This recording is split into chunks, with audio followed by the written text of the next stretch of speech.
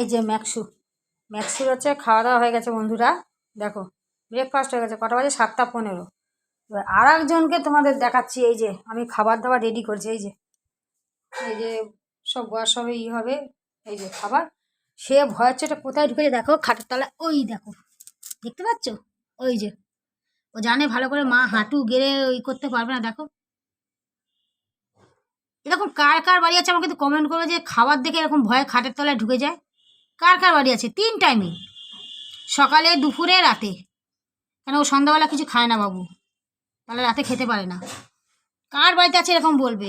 এ হচ্ছে খেয়ে এসে এই যে খাটের তলায় ঢুকে গেল। এই যে তুমি বলো, এবার বলো ওই ভিতর থেকে আমি কি করে বের করি? এমনি আমার হাঁটু ব্যথা, বলো।